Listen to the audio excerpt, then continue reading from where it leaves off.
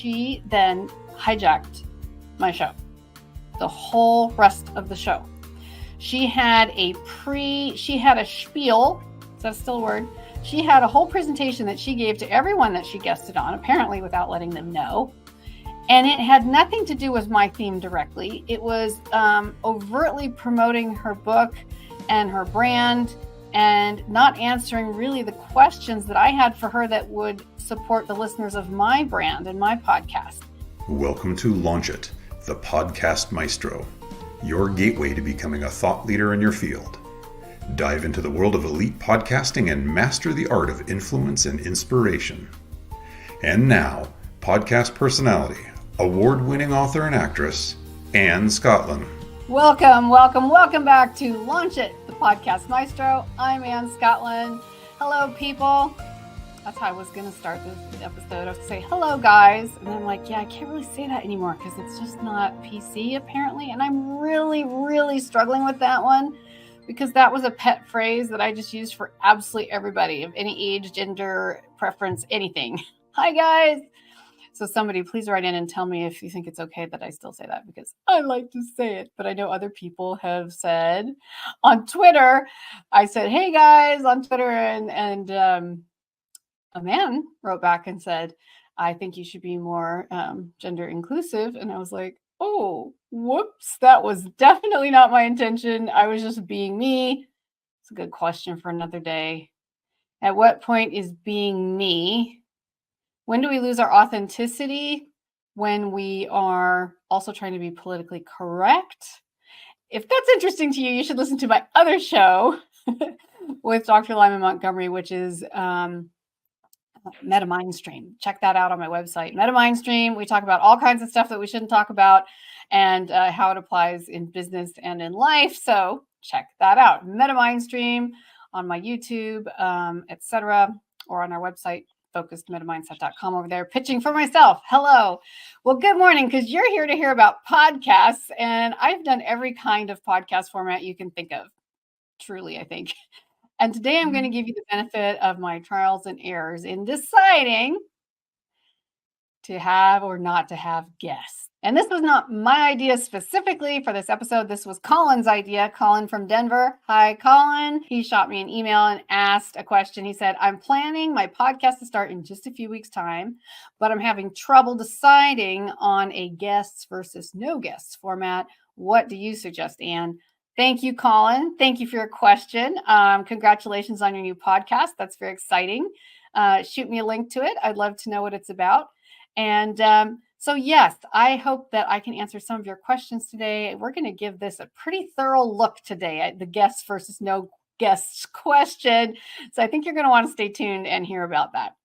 And if you're new to the show, just know that the purpose of this show is for me to help you create a world-class podcast, not just any podcast, specifically to help you become a global thought leader. If you have an extremely important message, or if this podcast that you would like to create is critical to your branding, to your name, or to your business, you really want to create a world-class podcast, not just any random podcast. So if you like the super cash kind of podcast, this might not be your show, although I encourage you to stick around anyway, because you'll learn some really great stuff. So, yes. So Colin, let's just jump right into your question. Pros and cons of guests. And having said that, is there anyone you could shoot this link to today who might enjoy listening? If there is, shoot it off to them. Okay, cool. So pros and cons. Well, there's really a lot of different opinions on this, and a lot of it has to do with you, your personality, your content, and your podcasting style. What kind of personality are you? Are you more of a solo speaker? Or do you feel stuck and stressed when you're sitting there all by yourself having to continuously speak without sounding like you're reading and speaking naturally and actually just getting engaged with your audience? So a lot of those questions are relevant, but let's start with guests. What are the pros of guests? Well, guests bring fresh insight and expertise. Obviously, that's why you have them generally. Pointer on that as well. Don't just invite anyone to be a guest just because you need a guest that week. You want them to bring fresh insights and expertise that really support your show. One of my podcast guests recently was a gal from NASA.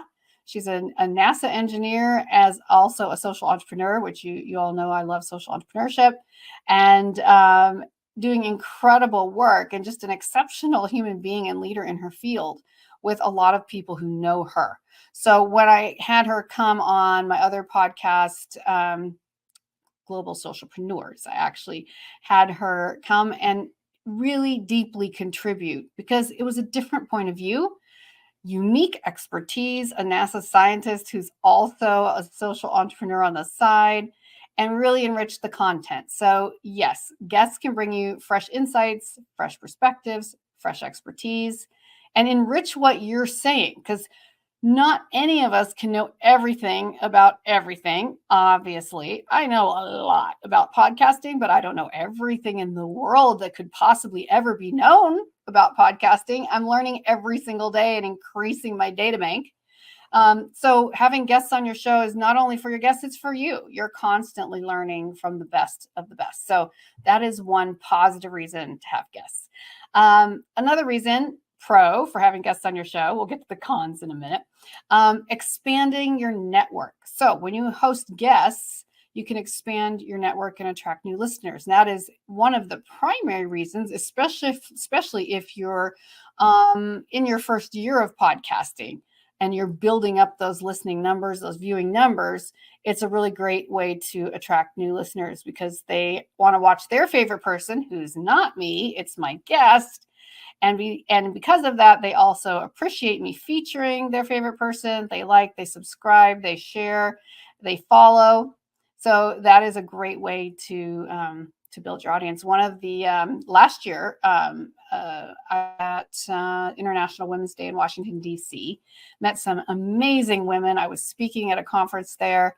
And one of those women was, shout out to you, Shamitria Gonzalez, who's been on my shows.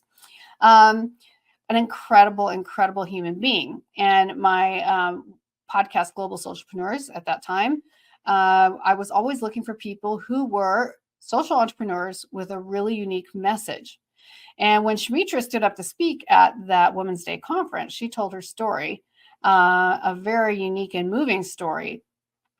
She was about 29, 30 years old, and she had been in the sex trade industry for many years without even really fully understanding what was going on. She was recruited quite young, and she didn't have a stable home. She found money and income and lots of limos and a family within a sexual business ring. And how weird is that when that is what you know and understand? And she shared her story, which is really incredibly touching. You can check her out on Instagram, Shamitria Gonzalez. And then went to create a home, create a social entrepreneurship specifically, not just a nonprofit, but a social entrepreneurship, where she gave other girls from the sex trade a place to regroup when they get out, or when they're raided and let out, whatever that is. Where do you go from there? That's your entire life. That's where you get your food. That's where you get your clothes. That's where you get your transportation. And it's not just like, oh, I'm done now, I'm back to normal. No, you're not normal. You may never, ever feel normal, but you need someone to give you a home and direction and stability. So she created a recovery home for girls and women in that particular situation. Well, I share all that just to show you how interesting and incredible she is. And when I met her, I said, can we talk? Can we go to coffee? I would love to know more about you. Again, always when you're going for a guest, you want to also create a real relationship with them, not just a favor, right? And asked her if she would come on the show, and she said yes. And it was absolutely incredible what that brought to the show, and how that really expanded my network and my listeners. I would say the guests that add variety to your show, they also keep it engaging and dynamic. That was kind of my third point, is guests keep it engaging and dynamic. And that also is bringing in listeners and followers. So Shamitria had a lot of followers. So that was where I was able to get quite a few new followers because I was featuring her and also helping promote her and her business and her message. So you see how that's win-win-win for everybody. It's not just me being greedy of a guest time. It's actually respecting the guest, creating relationship with the guest, and finding ways for it to be win-win for everyone. So if guests are so important at keeping it dynamic, at keeping it interesting, why do you think so many podcasts are heavily weighted towards guests for every episode? I'll give you my personal opinion. For the production of the episode itself in real time, for the taping time, it's much, can I say that again? Much easier to do. Having guests on your show is so much easier because you have someone to talk to. You can automatically have that ping pong rapport back and forth. It can be scripted or unscripted, better, but kept on topic, and you have a conversation, which is much easier than what I'm doing right now, which is essentially talking to myself in an empty studio. So that always feels weird when you're not used to it at the first, right? So it's much easier. Your taping session is generally much easier when you have someone to talk to. You can also have a co-host for that same reason, but there's also complications. We're going to get to that in a couple of minutes. My first ever podcast was solo, audio, and live. And I would literally sweat through my clothes. I was so focused on trying to do it right, which isn't a thing, by the way, that I would even miss live comments that were coming in during the show that I could have responded to in real time because I was so worried about getting out the message, about sounding right, about not stumbling. I call it was a fierce experience, truly, just trial by fire. I can barely believe I kept podcasting, honestly. If you're already a radio personality or a veteran public speaker, then you probably don't have as much problem with a live audio solo show. But then we're not all good at everything, right? You might struggle with doing a video show and having to learn those on-camera skills that are also very valuable. So you can see the challenge of between having guests and no guests with that. In that regard, it's much easier to have guests, having someone to talk to. So my point 4 of positive reasons to have guests is mutual promotion. Guests will usually promote your episode to their audiences as well as a reverse incentive, as a reverse thank you. And this can increase your audience tremendously. My highest episode views ever were from guests with large followings. And I'm going to pull a specific statistic here and just say with Instagram followers, my highest views ever were specifically with guests who had over 100K Instagram followers, 100 to 600K or more followers. Those were my biggest views ever. Those would double, triple, quadruple even some of my average viewing numbers. So if you really want to get that cross promotion and have that opportunity, again, to get interest from their favorite people, from the people who are following them, to follow your show as well, that's a really great way to do it. And obviously also, if you have a guest on your show, it means they're talking about the subject matter that most of their followers probably are interested in already because they're an expert at it in some way or another. So if I bring on a guest who has had an expert run in podcasting and has done it for, a really long time, and they're a veteran, they're a known name, all their followers are going to want to come and check out yours or think about, wow, this person was amazing with their podcast. I've always wanted to be like them. I've always wanted to have my own podcast. Oh, Anne Scottlin, the Podcast Maestro, has a podcast about making podcasts. And my favorite person is on there guesting this week. What a great idea. So most of you know this, but this is just, again, a really great way to bring in your followers. You want to keep on theme, though, most of the time. So bear that in mind. Just because someone has a name doesn't necessarily mean they're perfect for your show, unless it's a very unique guest appearance and people understand what's going on. So what are the cons of having guests? Because all of this sounds really, really good, right? All of the things we've already mentioned, like They have different perspectives and insights. Your guests expand your network. They bring new listeners.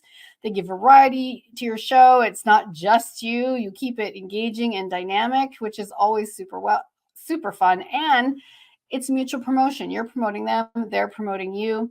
So, and you have someone to talk to, as I said, which is much easier during the production portion of the show, the actual production, the actual taping time. Well, that sounds pretty awesome. So what are the cons of having guests? Well, a lot of people don't think about this when they just jump in and start their podcast with guests right away, because it's often easier to have guests, as I said, unless you're already a speaker or a radio personality. Number one biggest issue ever with having guests is, and I know my producer is nodding her head in the background right now, scheduling challenges. Oh my gosh. If you, in particular, and most incredibly difficult, if you have a always live streaming show at the same time, at the same day, every week, etc., having those people be able to line up exactly with your show time can be very challenging, especially the bigger the fish guest you're inviting, right? Because they have an incredibly busy lives. Some of them might be, borderline celebrities. But things can change in their world at a moment's notice. I was just talking to another podcaster yesterday who's been podcasting for a couple of years now and has had some really great name guests. And she said that she's changing her format because some of the best guests, the ones that she thought would be the most promotional and the highest profile, she often had them cancel and left her hanging with, a whole audience who had been promised this guest. So scheduling challenges are very hard. Also, just coordinating with that guest can be time consuming and can lead to scheduling conflicts. So emailing or texting or messaging, whatever their preferred format of communication back and forth is time consuming. And you're going to have checklists and spreadsheets to manage all that, because if you aren't going to remember where you left off. You don't want to just have to search your email every time to see where you stand. And as I said, with my friend podcaster that I just talked to, also no-shows. Now, this isn't just famous people. We've had no-shows for lots of reasons on my shows. Some of them for as simple and catastrophically as time zone errors. Oh gosh, time zone errors on a global scale. If you have a world-class show, you're probably open to having the best of the best from all over the world. Or it could just be the US, where I am, where we already have 4 time zones and people just can't seem to do the math. I'm like, how is that possible? When I schedule it and I put it on Google Calendar and I send them a calendar invite and they accept it and they say yes, that means it's appearing at the correct time in their time zone. It's not showing mine, their time zone. How is it possible that they didn't see it on the calendar or they thought it was 2 hours later? It happens. Just believe me, it happens. So that's one of the big challenges, getting your guests scheduled. What's another con, if you will, to guests? Well, this is a lot about your personality and your show. Loss of control. Not lots of control. Let me speak clearly. Loss of control. So guests can super derail your conversation. They can promote their own agenda that really affects the narrative and intention of your show. This reminds me of a time of a woman who I did a podcast trade with. Beware. Ding, ding, ding, ding. Trades can be a great way to get your message out about your podcast. They have you on their show, you have them on your show, and you both promote each other's episodes. Great idea. Works very well sometimes, and sometimes not so well. So I had a gal with a fairly big following podcast invite me to come and be on her show, and I said sure. And we had a great time on her show. I actually felt like I really hit it off with her. It was really fun. And so then we had her scheduled a few weeks later to come on my show. Well, I had no idea what was to happen. I thought that we would do what I did, which is she interviewed me, asked me questions, I answered, and that was the show. Well, we get started. As soon as I started, like, okay, so my first question for you today is, she answered it really short, kind of like, yeah. And I'm like, oh, okay. All right, cool. Well, all right. So then my next question for you was, how is whatever the question was? And she's kind of like, yeah. Well, I'll show you. Let me give you more examples. I'm like, okay. We were filming this one on a platform that allowed screen sharing. Ding, ding, ding. Be careful. She turned on a whole pre-prepared set of slides, PowerPoint presentation, and took up my whole screen. She was in the corner. I mean, you could still see me, but she took up basically the whole screen with her shared. And I must have had a setting off too, where she didn't have to ask me for permission, or maybe she did. And I just said, oh, sure. She's like, can I pop out a graphic in there? And I'm like, sure. Well, it was very manipulative because she then hijacked my show, the whole rest of the show. She had a spiel. Is that still a word? She had a whole presentation that she gave to everyone that she guested on, apparently without letting them know. And it had nothing to do with my theme directly. It was overtly promoting her book and her brand and not answering really the questions that I had for her that would support the listeners of my brand and my podcast. And I kept trying to bring it around. So let's just call her Lucy. It wasn't Lucy. I was like, okay, so Lucy, that's that's great. So back to my questions for you. So when were you first interested in becoming an author? And she's like, yeah. So next screen. So when I do presentations, and she just would keep going, and I was just, what is happening? Like, I was shocked and mortified. So be aware. You lose control. You learn by trial and error or by listening to this show. One, don't let your guests have screen permission unless you really, really know in advance what they're going to show.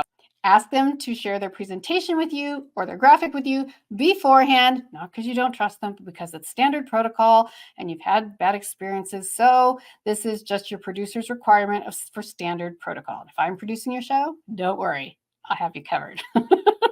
But anyway, so check what's going on and make it very clear to the guest what to expect. Some guests prefer their questions in advance. We'll talk about more of that another time. How to have a guest on your show, how to have a successful guest on your show. We'll make another episode for that. I will bring you a whole separate episode. So I'm going to reel myself in on that one. And we're going to stay here in 4 guests, pros and cons of guests. So loss of control. Yes, that's my second point. Cons of having guests. Number 3, the quality varies. Not all guests may be equally engaging or knowledgeable. The quality varies, which risks your episode quality, which risks the professionalism of your podcast. If you're creating a world-class podcast, your guest may not, I'm not even going to go with knowledgeable in this story. I'm just going to go with engaging because it reminds me of the story, my own story. It happened in real life. This is a real story that I call the dead guest. Okay, I joke. He didn't die, but I kind of wouldn't have minded if he just gently passed out and had to go off the show. Okay, it's so terrible. I'm sorry, it's true, but no harm done to him. The dead guest. I did a favor. Ding, ding, ding, ding. Beware, beware, beware, beware of doing people favors. Someone said, would you have my friend on your show? I think they'd be great. Now, bear in mind, I also was conducting, no, I wasn't. There you go. Extra clue. Learn by trial and error and by fire. I was not pre-interviewing the guests. Now, if you have a celebrity guest, they're probably not going to agree to a pre-interview. They're going to show up or they're not, but that's it. Anyone who you think would indulge you with 10 minutes of your time, a 10-minute call in advance on screen, that's my requirement. If you're a guest on my show, I have to meet with you on Zoom, on screen somewhere, and talk to you personally and get your vibe, because sometimes it's not the right vibe. It's very rare that happens where I'm like, I hate to tell you, but after meeting you and I see, here, let me refer you to someone else where I think you would have a much greater impact and a much greater opportunity for getting followers. I just think your content isn't spot on with my theme this quarter. There's ways to do it politely and nicely. Well, I haven't even told you what happened with this guy yet. So the dead guest. I had not screened it. He showed up and we were live. And this was how he was. First of all, he came in like this crumpled shirt.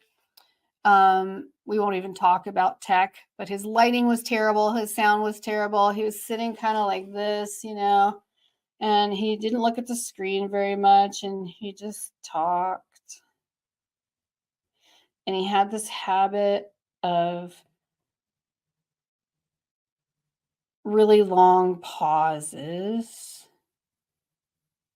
Anyway, it's kind of like he was stoned, but not funny. Sorry, bad pun, but it was just awful.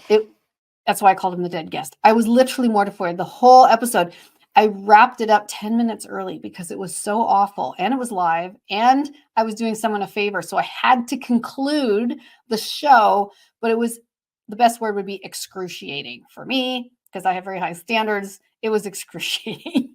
So avoid dead guests. Dead guests means they are not equally engaging. They may not have the vibe of your show.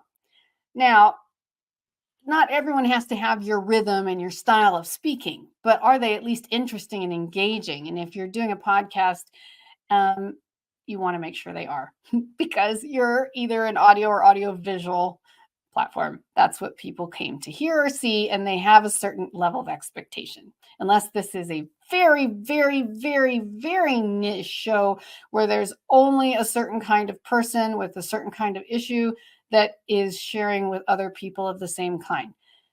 Again, then the energy is perfect, right? Because everyone is on that same wavelength. Okay, so number 4, I think this is my last con for guests. We're almost to the end here. Dependency. What? Yeah, no, dependency. Not quite addiction, but kind of addiction. Relying on guests for content. Relying on guests for your energy, for your content, for your episode title. This can really limit your ability to produce episodes consistently. And this is very hard. Now, if you're kind of doing a podcast that, you record when you feel like it and you air when you feel like it and it drops whenever, that's okay. If you have a big following already, that's probably just fine because they're going to watch it anyway.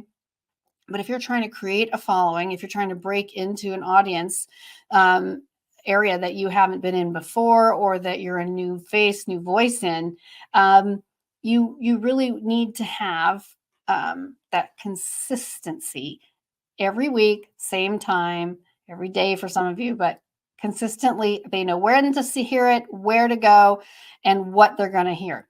And if you rely on guests, people cancel. I can't even tell you how many last minute cancellations. And when I say last minute cancellations, I don't just mean the hour before the show. That's the worst. Your show probably won't happen unless you're just going to do it solo, right? I mean, 2 days is last minute cancellation in podcast world, at least in my podcast world. You want people scheduled weeks and months in advance whenever possible. And unless you have a huge waiting list in your database of people who are dying to be on your podcast, which means you've already been up and established for quite a while, generally, then even 2 days in advance, finding someone else with that same time slot, especially if you're live, that same exact time slot that's still open in their day, who can talk about the subjects you care about, and that is none of the things we already said, like boring, disruptive, hijacking your show. Good luck with that. So cancellations are a real problem. You have to really find guests that can be dependable. And sometimes human things happen too. It's not even always their fault, but just know that my 4th con, again, for having guests is the dependability of getting your show out the way you intended it to be. And their content, again, can you depend on their content? There's this reminds me of that guy on a gardening show who talked about llamas. This podcast invited him to be on their gardening show. It was a really great show. And he was some expert like in growing award-winning tomatoes or something. And so they invited him on the show. He comes on the show and they're off to a good start in those first couple minutes. And then all of a sudden he talks about how the best bumper crop of tomatoes he ever had was when he planted them in one of his llama fields, the llama field he'd used the season before for the llamas, and how they grew crazy and just grew like the biggest, most amazing tomatoes ever. Well, he sidetracked himself drastically, and he started talking about llamas. He owns llamas. He loves llamas. He's obsessed with llamas. Nobody knew he liked llamas. They just wanted to hear about tips on growing award-winning tomatoes. He starts talking about what llamas eat and where they go to the bathroom and how their personalities are and all the special care they need and what you have to do to their stalls. And the host keeps trying to like steer it back around like, so gardening, so Bob, so yeah, you were talking about the tomatoes. And he's like, yeah.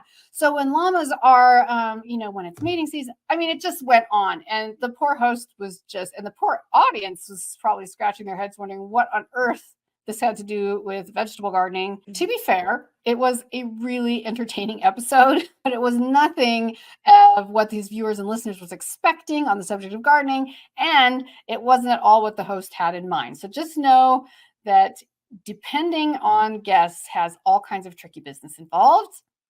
So yes, guests can promote their own agenda. They can definitely affect the narrative. So there you have it. The great guests versus no guests debate. Guests can bring, trust me, a plethora of benefits. We gave all that list. They diverse perspectives that can expand your network and bring new listeners and followers. But they also bring their own set of serious challenges. So figuring out that for your own show is definitely worth talking about, or talk to me about it if you have questions. Sometimes it depends on your subject, your format, your personality. It can be great. Just find a system that works for you that doesn't make you discouraged about your podcast. Because podcasting is fun. It's exciting. It's great meeting new people. So you want to keep it that way for you. So yes, so let's move on. We're time to wrap up already. I guess we already talked about the cons of the guests not showing up, changing the impact. There was this one other thing I was going to say, which was, in my humble opinion, having guests is much easier on producing day. I already said that. But much, much, much more preparation intensive. That's my personal opinion, how I experience it. Now, people who just, have a very loose style, that might not be a problem. But for me, having things organized, scheduled, quality control, it is much easier to have the guests during the day to talk to shoot with, to have a conversation. But the intense preparation is, you just have to think about it. So whichever way you pick, the most important thing is that your podcast is consistent and authentic. Are you being authentic? When you have a guest on your show, does it pull away from your authenticity?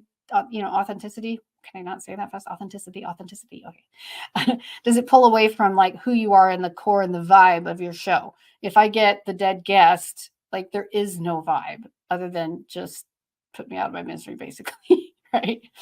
And as always, if you're ever in doubt or you just need some expert guidance, don't hesitate to reach out to me. You can email me directly at contact@annescottlin.com. And I'm here to help you navigate. It's really an exciting world of podcasting. And when you have help knowing that your journey is going to be easier and that doing it the right way can really make you a thought leader in your field and that it can still be smooth, then it's really motivating and invigorating. As I said, I often think, I can't believe I stuck with it.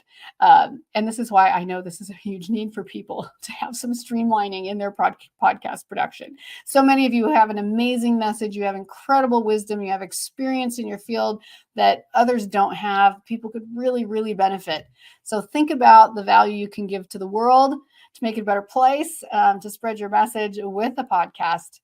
So many win-win things about it. So back to Denver, Colorado. Colin, thank you so much for sending in your question. It was such a good one. It was such a great launching pad for this episode today.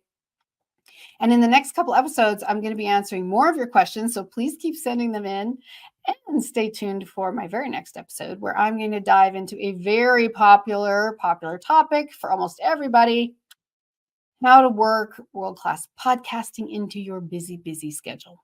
I don't know anyone who podcasts who isn't already busy. There's a connotation there. People who are busy learning, doing, working, and being involved in the world they're already very busy. And it seems like often these are the people who really need to be our podcasters. So how do you work that into your schedule, and how can you make that a win-win? So please, again, share this link today with someone who would enjoy this. Subscribe, share, please, like, and let's keep this content coming to you. I can't wait until I see you next time here on Launch It, the Podcast Maestro. See you then.